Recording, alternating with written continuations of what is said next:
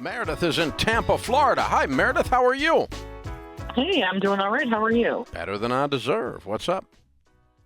So, found out last night that my rent is going to be increasing by 62% once my lease is up from Good Lord. $1,050, to $1,700 a month.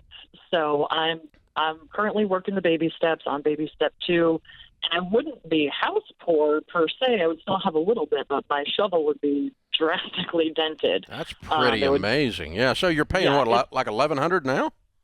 Yeah, $1,100 now. Were you under? You think you were under the market before, or the market has just jumped that much?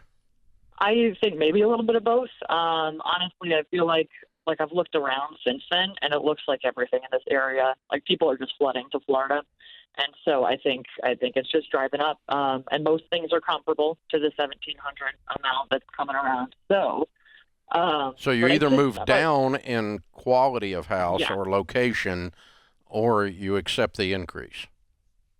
Basically, yeah. And a lot of the apartment complexes around here are income restricted, so it makes too much to move there, but also we'll be pretty strapped here. So wanted to get your input. Would you sign the lease given the way the housing market is? The only thing I would wonder, the caveat to that, is if I don't sign the lease and I go month to month, it's a $100 difference, which I feel like is pretty low for not signing the lease. So I don't know if it seems like maybe it would be best to hold off, pay the extra $100 a month, and if it seems like the market's going to go out. What's your household income? $70,000. Whew. Wow. Is it a one-bedroom, and are you living alone? So it's a 2-bedroom, and I have been looking for a roommate because I'm trying to really go cheetah intense and all that fun stuff for baby step 2, which would have been great before, but now almost feels like it's more than breaking even, but it kind of feels like it's a lot less if I were to get a roommate. But I'm how much longer do you have with this baby step 2 with this increased rent? How much longer do you think it'll take? With the increased rent, I haven't run the numbers. I again just found out last night. So currently it stands I should be done by February of 2024, and that's without a roommate, without a side hustle. What do you do for a living? I'm an executive assistant. Okay. How far are you from work? I am in my living room right now. Oh, so I get to work remotely, thankfully. Okay, so it's remote. Okay. Yeah. You could do some extra virtual assisting on the side if that's something you want to do to get the income up right now. I would probably also get a roommate if you're cool with that for a year to speed up the process, because that's just a long time to remain in baby step 2 and not knowing what the market's going to do with rent. Yeah, agreed. So you would sign then and just continue to add on? No, not yet. I mean, you've known about this for 24 hours. So I'm going to, how long will they give you to make your decision? So I have until the 31st because it needs to be a 60-day notice. However, if I don't, I have to do a 30-day notice from that point onward, from May 31st onward. So, hypothetically. Yeah, I would say between now and the 31st, you have a new hobby, and that's looking at rentals. Yeah. Which has been a fun hobby. You've scanned the market enough to ascertain that this is not, they're not gigging you, that this is just the new price in the marketplace. They're not being crooks or something like that. They've not done anything wrong. And you don't have a lot of options that are readily apparent, but that's 24 hours worth of research. So, I really think I'm going to go looking for that garage apartment out back of some rich old lady's house or something that, that's 10 or 15 miles further out of your center of normal behaviors. That's a little bit less convenient, but is half the price. I'm going to look for that needle in a haystack for a little while. I'm not going to bet my life on it, but I mean, boy, if you could land something back down around $1,000 that was tolerable and was safe and clean and that kind of stuff, if it was a little bit inconvenient, I'd rather do that.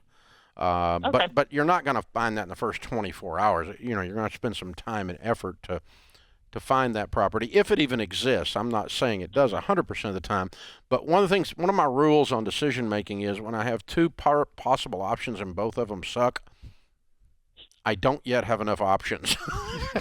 That's a fair point. Okay. So I want to put more options on the table, even if they're uncomfortable for other reasons. Sure. Other than just price. The price is right, but it's uncomfortable because of ... And I don't know whether the ... is tolerable or not. But after that, I'm with George. Yeah, pick up extra work and take in a roommate and try to find another way to get at this housing angle. And being remote, I mean, you could move further out to a cheaper area. Easy. Temporarily. This is not forever, but while you're getting out of debt, get that emergency fund in place. It may be a sacrifice. I mean, I'm the world's worst. I mean, we just moved in October for the first time. I don't move much. I can't stand moving. It's like having a root canal. But we moved about 20 minutes further away from downtown Nashville. We were already about 25 minutes out of downtown Nashville, which I don't go down there that much except to eat. Good food scene in Nashville. But now it feels like we're out in the country. We got to get up, we got to get a list and go to town.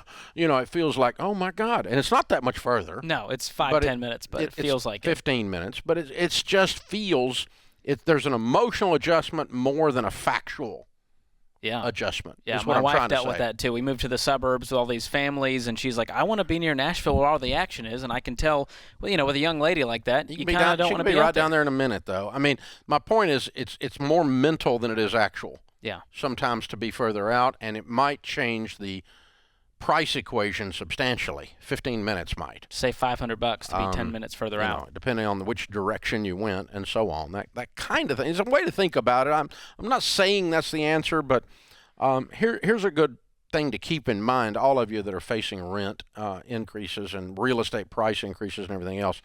One of the classes I took getting my degree in real estate was urban planning.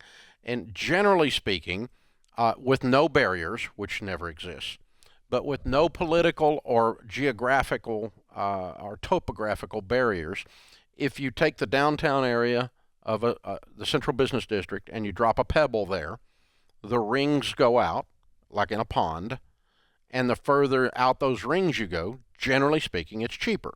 Now, the exceptions are when one of those rings bumps into a piece of water, the price might go way up. Or one of those rings bumps into a mountain, the price might go way up. And the other side of that mountain might be way down because it's very inconvenient to drive around it. Or the other side of the bay, Tampa, hello, that kind of a thing, right? So there's that ring theory breaks down when it bumps into stuff. Yeah. But generally, the further you go out into rural from the central business district of a major metroplex, the cheaper it gets, generally. Now, again, an exception will be political things. One of those is in Nashville, is the county that we live in, is out several rings, but it is the wealthiest county in Tennessee, the 11th wealthiest county in the nation. And so house prices here are bonkers. Oh, yeah. Because of that. But it's the, quote, place to live, so to speak, that kind of crap. There's a new neighborhood across from ours, and the houses were starting. It's all dirt still. They were starting in 700. I just checked back in. They're now $1.3 million, and it's still dirt. They just upped the price. They just changed the sign. Housing beginning at. Yes. Prices beginning at. Mark through it, mark through it, mark through it, and keep raising them. Yeah. Because you can. But again, the whole idea being that if you move out a little bit further, I will admit, because I'm experiencing it personally, that you have a bit of an emotional hangover in that you feel like that you're further out than you really are. It's not that big a deal. But because people that are laughing all around America right now, they're hearing me talk about a 15-minute commute like it's a big deal. Because they're like, try 2 hours and 15 minutes. On a train, plane, automobile, exactly. and bus. But the again, just to challenge you, because you can always, when you're renting especially, you can always move out a little bit because it's a temporary move. Renting is always camping. It's glorified camping while we wait to get out of debt and build up the money to buy a house. So, good discussion. And boy, it's a big thing out there right now. Whew, this rent, it is something else.